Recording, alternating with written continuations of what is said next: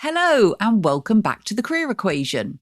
Now, some career conversations feel like a tick box exercise, whereas others, well, they can change the direction of your career altogether.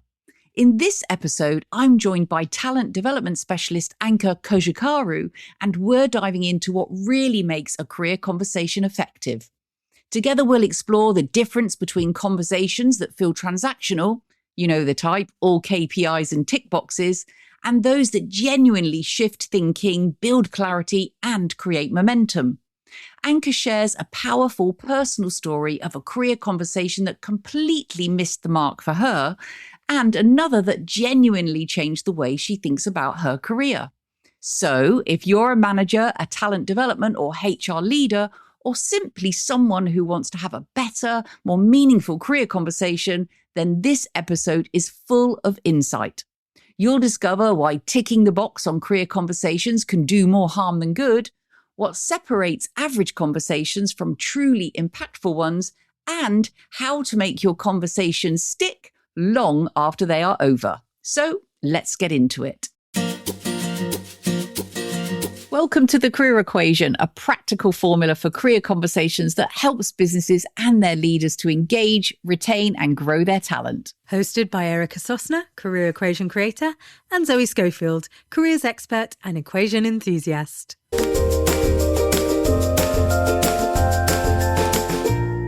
So hi folks, and welcome to another episode of the Career Equation podcast. And I'm delighted to be joined by Anca today. Hello Anca, it's lovely to have you with me. Hi, so really glad to be here. Thank you for inviting me.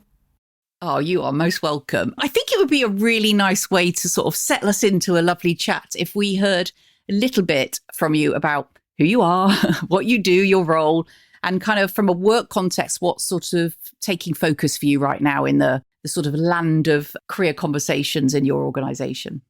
I'm Anca Cojocaru. I'm a global talent management consultant in a financial services company, and I have a background in FMCG, in pharma, in tech, so quite a few industries. I work as part of a global center of expertise, so what's really a focus for me is really trying to define the global strategy that we want to roll out, and that really needs to be aligned with the business needs of the organization. So as much as we have this global perspective, it's really important that it's aligned to the local needs. So this global-local collaboration is really key in what I do. And what keeps me up at night, but also what energizes me, is how do we drive capability? How do we support our HR community? And how can our HR community can support managers? And career conversation is really key in terms of how we keep engagement, but also a key question and a topic that keeps managers awake, how they can support their teams, their employees, how can they have better performing teams. So it's really important for us to understand what a good career conversation looks like, and then we can support them in understanding that and being able to have those conversations. So I think really career conversation is top of mind in terms of engagement, retention, succession planning. It's really key for our culture and how we continue to grow as a company. Yeah, and it sounds like you're acknowledging how much those conversations underpin the capability, the engagement, ultimately the results for the organization, because you've got the right people in the right roles doing what they love in terms of their work. So I'm kind of curious, like, how are they sort of typically handled in your organization? Is it something that's very ad hoc, or do you have a sort of structure to help people make sure that they know they need to do them? What sort of works well? So I think there is definitely a process and a structure in place. So you'll have your mid-year review, you'll have your end-year review. So there are certain moments in time in the year where we advise that these happen, and it's more than advice. It's part of the process and it's something that needs to happen. Having said that, our approach is that we encourage people to have ongoing conversations. So whether they happen more formally or more informally, we really encourage that this is something that happens throughout the year. We are very mindful that career aspirations can change. People at different times in their life, they may have different drivers. So we really encourage our managers and our HR community to stay close to the teams, to really understand how these changes unfold, what really motivates our teams, and what support do they require, and how does that reflect into the situation of the organization, how we perform, and ultimately what are the business needs that we need to tackle. Yeah, so it's not just about, oh, you must do these every 6 months or every year. It's, hey, why don't you stay in conversation with people and it be much more fluid throughout the year and sort of dip into those changing aspirations in those changing needs. And I think what we also try to encourage is that career conversation is not something that needs to always be formal. It can be a coffee chat. It can be having a hard day. I really wanted to talk about what I'm going through. So I think where a lot of people shy away maybe from career conversation is that they think it needs to happen in a specific format, or they think maybe I'm not doing it right, I'm not prepared enough. So these are some of maybe the challenges that we're trying to help tackle to really make people understand you really need to make these conversations as adapted to you. They need to be as good as you need for that moment in time. So I would say that's what we really try to encourage people to do more and more often. Is that a kind of place where you'd say you do see more challenge, or where things fall down? Is it a confidence thing sometimes, you think, where managers maybe avoid conversations? What's your experience on the sort of challenges? I think in different roles and different organizations I was part of, I have seen different scenarios. I think there is maybe sometimes some managers, maybe new managers, maybe they have gone from being an individual contributor role to being a new manager without the sort of training or support that they might have needed. So then maybe they're reluctant to go into these career conversations because they don't know what to expect. Sometimes if they have someone in their team turn up and say, actually, I want more challenges, or I'm ready for my next role, they might think this means that they need to give them a promotion straight away. And it's really not about that. It's about helping that individual reflect on what their next step could be like. What are the actual steps they could start taking now, whether it's networking, whether it's extended responsibilities. So I think sometimes lack of experience or can come into play, and this might make some managers more reluctant. Other times it can also be employee-led. I want to say it can be very easy to be comfortable and wait on the organization to propose to you a next step, but maybe not as comfortable, but really rewarding to be actually proactively driving your own career, to be really thoughtful of what you want to do, to reflect on your growth and your successes, or maybe the moments that were not as successful. So I think some of the challenges can come either from the manager side, but also the employee side. Yeah, I think you're absolutely spot on. And it's definitely what we see in Erica and I in conversations with organizations, that there is that sort of employees not owning and driving their career, and it's sort of expecting it to be done for them. So they're kind of waiting. And that has a whole heap of things that comes attached to that in terms of demotivation if they feel they're not getting anywhere. But on the other side, lots of managers who feel uncomfortable because they feel that they've got to have all the answers or a magic wand to give them the gifts that they want. So, yeah, you're absolutely right. And I know when Erica and I are often talking to companies and here on the podcast, we talk a lot about how powerful career conversations can be, but also how damaging they can be if they're done poorly or not done at all. And so what we like to do through this kind of podcast is draw from your own personal experiences of career conversations. And so I kind of think, well, why don't we get you to cast your mind back and recall a time when you've had a really bad conversation, and get you to sort of like really take us there and transport us to that time, and tell us a little bit about, for you, what was happening in that moment of this difficult and challenging kind of career conversation, and who were you in that? Were you the employee or the manager? Take us there. It's a great question, and I think it definitely does take me back. One thing I would like to start off is that as an individual, I've always been quite reflective, but also very driven when it comes to my career. So one exercise that I always do is that I try to continually reflect on what I enjoy doing, what changes, if anything changes in that, what are maybe the areas that don't energize me as much, but that are part of a role I like, or maybe areas that actually I don't see myself doing this long term. And that's something I need to take into consideration when I think of a next step or an extended scope or different projects I'm doing. So having said that, I've always been very reflective, and I've also been very proactive. So in all the organization I was part of, I would be the one scheduling one-on-ones with my manager, saying, look, I want to discuss about my career plans. I'm happy in the role, but I envision myself in a year's time, in 2 years' time, to be at this point. Are you aligned with this? Do you have feedback that I'm on the right track? Do you see the same things that I see, and so on? And actually, one time when I did this, it didn't go well. And obviously, as in life, some experiences are great, some are not so great. And I think it was a time when I was working in recruitment. So I have also worked in recruitment at some point. And I did have this idea that I was starting to be more and more ready to make a shift. I think I really enjoyed the people element out of it. But I also done a lot of projects in recruitment where I was training other people on best practices, on how to use the system. So I really wanted to tap more into that part of like driving capability, upskilling, not just BAU recruitment and interviewing and the offer and whatnot. So this was an idea that I had in mind for quite a while, and I brought it up to my manager at the time, but the situation was that the team and the actual organization was going for a restructure. In my head, that was a great context because I was thinking I have a new manager, so it's almost like a fresh page. So while we get to know each other, it's important that he knows what I'm doing in terms of my KPIs and all the deliverables, but he also knows who I am as a person and what would help me grow and what would also make me more motivated and more engaged. So I proposed to have this conversation, and I think what didn't really go well for me is that the conversation stayed quite transactional. So whereas I would talk about wanting to maybe help some teams with upskilling or to look at different gaps that I observed, and if I could do a project on that. And I have different initiatives and different ideas. I think he would almost circle back to what our BAU and our KPIs were. And now looking back, I understand his point of view. He was a new manager in this team. He was at a reorg, so he really wanted to make sure that we all deliver. But it was really demotivating for me because I felt like he wasn't seeing me as an individual for my value, for my aspirations. And it just felt it was very much, again, transactional, deliverables, what are we achieving? And I mean, some people could be motivated by that. I was never really motivated by numbers or just, these are the stats. I also always wanted to understand like the human side behind it. What is the story? So I felt a bit like a stat in that meeting, and honestly, it didn't sit right with me. And in our relationship, I didn't feel like we were off to a good start because I didn't feel like he was interested in getting to know me for real. Yeah.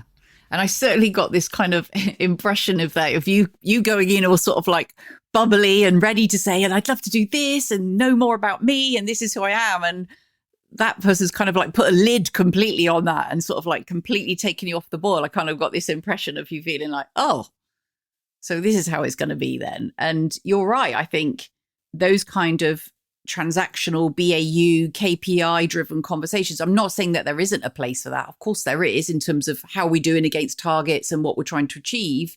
But you're absolutely right in that you don't want to come out of a conversation like that feeling like you're a stat and that you've not been seen or heard truly, especially when it's like a new manager and you're trying to create an impression of who you are and what you're about. So I can completely appreciate that kind of feeling of like, oh, that wasn't quite what I expected it to be. And it doesn't sound like you ever really kind of recovered from that within that kind of context with that relationship, or did it get to a point where they sort of knew you better? I think in that situation, it did improve over time. It wasn't something that happened overnight, I would say. Obviously, emotionally, I'll say I didn't feel great after that conversation, but also the place of where the organization was at that time, there wasn't a lot of space to reflect or to invest in what is our team's career growth could look like. What are their aspirations? It was very much, I would say, in a survival mode, given all the goals that the organization had at the time. How it improved, I would say that I kept being proactive. I kept putting my hand up on top of delivering my BAU.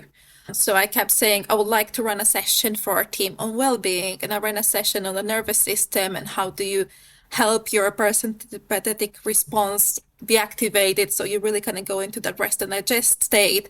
I remember him giving me feedback after the session saying, actually, that was really insightful. I didn't know you have all that knowledge, that you could actually share it in such an engaging way. So I think that the relationship did develop over time as I showed that I am delivering on our priorities, which were key, given, again, the state of the organization at the time. But also as he saw that I was persistent and I was proactively putting my hand up, proposing different ideas. So he started trusting me. And as he gave me the opportunity to do some of these projects, he also saw what was the detail and the thought that was going into all of them, and that it was worth encouraging me in these initiatives. Well, that's great to hear. And it sounds like that's driven off the back of you still persisting with the, I'm going to take control of my career. I'm going to show you what I can do. But I guess for some people that might have been switched off from that initial conversation may never really regain, that kind of relationship. All credit for you for showing that manager the way almost of what they're missing, I suppose, from those kind of deeper level conversations. I also think for me, there's an element of, and again, it is employee-led, so it can be something quite individual that each of us need to do. It's reflecting on the environment that really helps us thrive. Again, I've been part of different organizations in different industries, and one thing I always try to pay attention to is really, where am I thriving? what type of culture fits me most, what type of management style I like more. And it can differ at different times in your career. Maybe what you need from a manager when you're just starting is different when you're advancing. Maybe you become a manager yourself. So it can definitely change. But I think the environment is also really important and really defining what type of environment you would like to be a part of. I mentioned the stats and the KPIs. Some people are very driven by that. I was never that person who only valued the KPIs. As I said, I was all just very much focused on the human side as well. And I needed a combination of both. I needed a challenge to feel like I'm stretching myself, I'm always expanding, I'm always learning, but I didn't want it to come at another cost. So it's very personal, I would say, and it really depends on what motivates you and what environment do you thrive in. Absolutely. And we'll come back to that in a minute when we talk a bit about the career equation. But what I want to do first is to flip you to a nicer memory and do a contrast of, okay, so, when have you been in a situation where you've thought, wow, that was a different conversation. It was valuable. It was insightful. It was refreshing in terms of career conversation. Tell us a little bit about a time that springs to mind for you for that. So I think, funnily enough, it was at a very similar time to this conversation. I didn't go as well. So it was at a time when I was reflecting on how I could shift from recruitment to coming into talent management, which is what I'm doing now. And I actually had a mentor. I want to say mentor, but it was someone I had worked with previously, but we didn't have a very close relationship. But I kept hearing a lot of great feedback about her, and it sounded like it was someone I can really look up to as a mentor. So again, I initiated a conversation and I just asked for some advice. She had a really strong background in talent management, but she also had a recruitment background like me. So I felt like she could relate to my situation and maybe give me some useful tips. And actually, I came out of that conversation with a lot more than just tips. So I expected maybe more like, this is what this role could be like. Maybe you like it. This is what the other role could be like. So maybe I didn't expect a great level of detail, to be honest. But she actually challenged my thinking, which is really what I appreciated in that conversation. She almost treated it like a coaching conversation, and she started asking me, what type of manager would you want to have? If you are going to transition into talent management, you would want maybe someone who has a breadth of experiences, who has done talent management, but maybe some L&D as well. Do you want someone who has an HR generalist type of background that you could learn from? She then asked me, what type of team would you want to be a part of? At the time we were all remote, she said, do you think you would learn better in this remote setting? Or maybe if you're in the office, you would pick up things more easily because you would hear them around you. You would have these conversations more naturally. So she really challenged me to not only think about what would the next role be like, what would be the job title, what would be the roles and responsibilities, but really about what would my values be as part of that role, what would my team look like, and almost what would be the system within that role that could really support my learning. So, because sometimes I think we have goals, but we don't think of the resources or the systems that we could create to support that goal. And for that conversation, she really challenged me into thinking about that rather than just, again, career move. And it really had an impact on me, and I don't think I realized it at the time. But when I actually transitioned into talent management, before I did that, before I started networking, looking for an opportunity, I actually created a list of, these are my values. I would want to know I'm driving impact.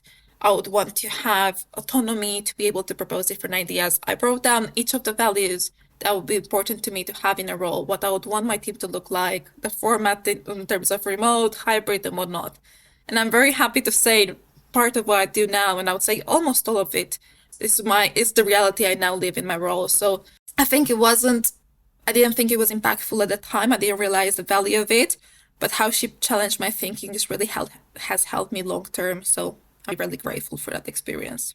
And it sounds like you had you've had a shift because of that conversation, because she's kind of encouraged you to think wider than what's the skills I need for this job and can I do it? It's what do I actually want the experience of that work to be like? Who do I want to be with? How do I want that to be? The environment, the types of people and everything. So it sounds like she's given you a bit of a gift there in terms of for your thinking as you choose again in your career. So that's fabulous. And I think what would be really nice now is to think about, well, if we take the idea of the career equation and with that a sort of a lens in our mind is to think about how those conversations are different in respect of the career equation. And I know that, we've worked with your organization for over 12 years now, supporting you to embed the career equation in leadership programs and as a way of conversating about careers across the business. So I know how seriously you take those kind of development conversations. But for the listeners who are listening for the first time who don't know what the equation is, I should probably tell them just as a little quick intro. So the equation, folks, is simply an easy way to think about what does a thriving career contain, essentially. And there's 4 key components of the equation. The first component is skills. So makes perfect sense. We want to be applying our skills, our gifts, our talents to the work that we do so that we, enjoy using those skills. The second component is passion. So that's all about the things that you love, that you care deeply about.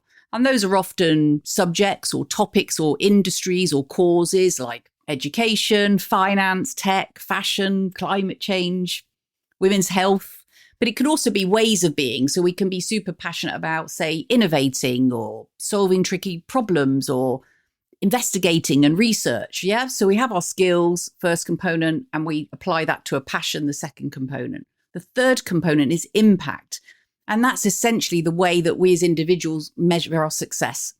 So how do we know that we're making a difference in the work that we're doing? It's our meaning, our purpose, our legacy, often linked to our values as well.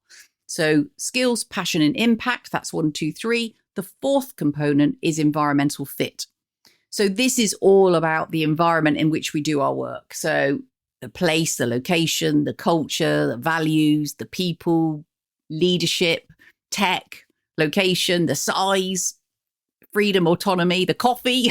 All those things are sort of the ingredients I like to think of that make it either a fabulous place to work or a terrible place to work. Not necessarily the whole organization. I'm talking about the place where you're planted in your work. So what we want really is for the conditions to be able to help us to thrive and be at our best. So those are the 4 components. And I suppose if we put the lens of that career equation on and think about those 2 conversations, and I guess particularly, let's take the first one, if you like, the bad conversation, what do you think was missing from that conversation in respect of the career equation? If I compare that to the career equation, I think it was a conversation that was just focused on the skills and potentially the impact. But the impact, maybe, I want to say immediate impact. It wasn't long-term impact. So it wasn't so much about passion. So what really motivates me, what drives me, what makes me get up every morning. It wasn't very much about the environmental fit, because it wasn't like, how do you feel in the organization, given that we had a restructure, that maybe our priorities have shifted. How has that been for you? So it wasn't that sort of check-in. It was very much focused on, this is what I know you can do because you've been here for a while and I've heard you've delivered on that. And this is the immediate impact that we want to have. So it was missing some key components in terms of what is important for me and then the long-term vision as well. Yeah, definitely the human impact. So yeah, you might be achieving the numbers, the KPIs and the impact in that respect, but what's it making you feel like you're making? How are you making a difference? As well as the all important environment bit, which is often the piece that's missed. So if we then sort of take those career equation goggles, as I like to think of them, and put them on to look at the good conversation, like what stands out for you as to why that made such an impact on you? I think that conversation had a really big focus on environmental fit. And while I don't want to say the other elements are not as important, I want to say maybe the focus on environmental fit was what I needed at the time, because I think I was at the point where I was clear on my skills, based on my self-assessment, based on also the feedback that I received. I knew what my passion was. I knew what the impact I wanted to have was. But I wasn't sure where that fits in the organization I was a part of then, but also in an industry that I was just trying to tap into, to come back into. So I think what I needed at that point in time was really to assess what is the right environment for me, where would I thrive? So again, not to say the other elements are not important, but I think that's what I needed at the time. So maybe when we also think of career conversations, it's also important to adapt them or maybe put the focus on a specific element according to what the individual needs are at that specific moment in time. And obviously that's why it's important to continue to reiterate, because it will change based on different factors. Yeah, absolutely. It does. Well, what success looked like for me in my 20s is vastly different to me now, all these years later. But you're right. And I think we often talk about environment being such an important part. Of course, all 4 elements of the equation are vital. But what we often say is even if you've got the skills, the passion and the impact in play, in the wrong environment, it will simply, negate your ability to thrive. It's just not going to give you that extra bit of magic, if you like. So it is an important bit. And it's often the bit that we overlook or we put up with conditions. And I'm not saying that it's always within our gift to change things completely, but it's often within our gift, either as individuals or managers, to conversate about it and say, what sort of tweaks and adjustments could we make to make that environment feel better suited to you? So it's definitely one to watch out for. And if you kind of zoom out a little bit then, in terms of from an organizational context in your industry particularly, is what would you say is the real value of a great career conversation, for the individual, the leader, or the organization? What would you say? Before I start, I would say for me, it is at the core of engagement, of performance. It sounds very simplistic, but I always go back to this. How people feel is how they will perform. So I would say if now I'm talking about the individual, it really will impact how they feel within that organization. I would say it will also mean something to them in relation to the culture of the organization. If they see maybe there's a focus on career conversations, on frequent check-ins, on investment in their growth, they will feel they're part of a culture that is quite caring, that places the human in the center and the heart of the organization. Not to say other metrics and other pillars of the culture are not important, but they will really feel part of that bigger purpose. And that's what I've seen. The individuals that we see that are more engaged with the company, they will feel that they have been also brought on that journey. At an organizational point of view, I would say we really see this return of investment in terms of performance, in terms of how people grow, but also in terms of retainment. We will always talk about how we want to retain our top performance. And we also talk a lot about the potential risks we would have if someone was to leave. We talk a lot about business continuity and how key talent is really key for that. So I would say it is more than just the culture that we build, but it is also the people that we bring along and how we continue to invest in them and how we help them stay with us, driving all those amazing business results, but really being motivated and feeling like they're part of that mission, not just accomplishing the mission, if that makes sense. Yeah, no, it absolutely does. And I think what's interesting when we talk to organizations about career conversations, they'll often say to us, gosh, surely if we bring up the topic of career and what do you want, we might be encouraging them to go if we can't give them everything that they want. And we'll say, well, they will be talking to someone about their career anyway. And if it's not you, it will be the competition already. So why not you be in that conversation? But what's interesting, and you mentioned culture there, which it does show, doesn't it, that, this organization cares about me and it feels more human.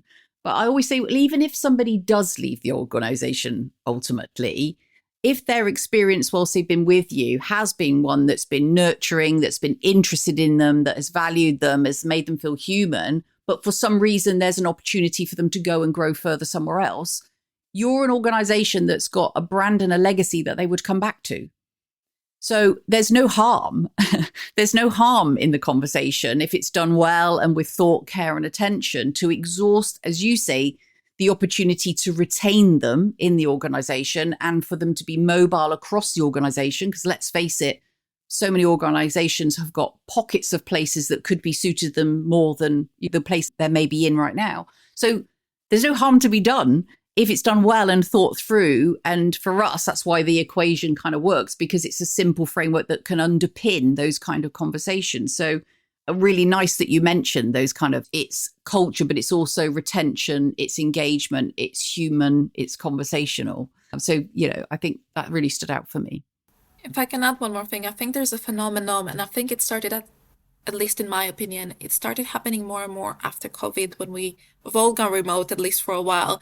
It's what we call the quiet resignation. So I think a lot more people now are less engaged, but we don't get to see it or we don't get to spot it because maybe some of us are not in the office or we're not in the office as often, or I'm part of a global team, for example. This type of structure, this type of organization is something very common. So if you work with a team that's global, you might not see when someone becomes demotivated or when maybe they start to check out mentally. So I think this is also why it's important to have this check-in so we remain connected to one another, especially in a format of work that has changed, probably will continue to change. Obviously, we talk a lot about how AI is impacting and all of that, but I think in spite of all the changes, we're not going to be able to keep up with each other and to kind of keep that cohesion and connection if we're not going to have these constant check-ins. And I know we discussed about like challenges, and I know I talked about retention, but I think sometimes what really helps with engagement and retention, if I may go to that point, is sometimes just acknowledging where someone is at. Like I gave the example of my bad career conversation. What I really needed in that moment is to be seen, not to be given necessarily a role immediately or an extra project, but to really be seen as an individual. So really that's, and I think we're very much aligned, and that's what the career equation stands for as well. It's really all the power behind the conversation and just acknowledging individuals for who they are, what their aspirations are. And obviously it is ultimately up to them to drive that, but we can be there to let them know that it matters. And I think that's what it comes down to. Yeah, perfectly said. I completely agree. Let's circle back then to that bad conversation, as you mentioned it then, didn't you? And given that experience then and where you are now, how has that conversation changed the way that you perhaps show up in career conversations yourself with people? So I think there's two parts to that. I think with the lens I have now, probably I would have timed that better. As I've said, I've always been very eager when it came to my self-development, to my career growth. But it's also important to connect that to the situation and the context of the organization. So I think it was great that I wanted to have a first catch up with a manager and to start wanting to discuss about me and to establish that connection. Could I have potentially waited on maybe some of the longer term goals? Potentially I could have given it maybe at least the first couple of months until he got the chance to settle in, we got to settle in as a team. But if I put on my talent management hat on and kind of scope out from the individual, let's say, point of view, I also understand now his point of view in terms of management capability. A lot of the work that I do is very much on how do we support managers. Obviously the leadership development piece is very key to my role. And again, now if I think about it, it's a new manager that has come into a new team at a very critical moment in the business. And I now almost see it as more like, where can we drive impact? Where can we, as professionals, really support our managers so they are well equipped to have these conversations, even in challenging times? Really outlining and highlighting what we said, having a career conversation is not about giving solutions. It is about making people feel heard and cared for. So I really see that conversation now with this different lens as well, of like maybe a manager that could have used also support given the new situation that he found himself in. And granted, again, the format as well, it was a global team, so he got to manage in a very short period of time people from different continents with very different realities that also transpired into how our conversations were taking place. Yeah. And actually that points quite nicely to a couple of other episodes. So if people are listening to this thinking, gosh, yeah, you know, whether as a manager you're thinking, gosh, yeah, no, I don't particularly like them, or I don't feel comfortable, or you're an organization thinking, gosh, why do managers hate it? We've got a couple of episodes that one speaks directly to, you know, why managers don't like them, loathe them, or avoid them. And we talk about sort of busting the myths around some of those things and how we can help with that, but also the benefits of career conversations and why there's absolutely no reason why you wouldn't want to do these things, and just to make sure that you're doing them well. So yeah, I think we can all reflect back, can't we, on conversations in the past that perhaps haven't gone well. And once you've been in that seat of sitting there as the manager or a leader having the conversation, is to see it slightly differently, and that why they might have been in that position and why they might have been leading the conversation in a particular way. So thank you for highlighting that. We've got to draw the conversation to a close. And I know you and I could continue to chat for a while on this topic because we both are very passionate about it. But, you know, I just want to take the opportunity to thank you for coming to talk to us today about career conversations and why they matter to you personally, but also the organisation you're in and the industry, the finance industry you're in. And that, you know, I look forward to continue to work with you. Amazing. Well, thank you very much for having me. I really appreciate all the work that you and Erica do. I think it's really impactful, and there's no limit when it comes to how much impact a good career conversation can have. So really appreciate you collaborating with us. Oh, you're welcome. Thank you, Anca. Thank you very much. So for more information about the career equation and how it can benefit your organisation, visit the website at thecareerequation.com or connect with Zoe Schofield or Erica Sosna on LinkedIn.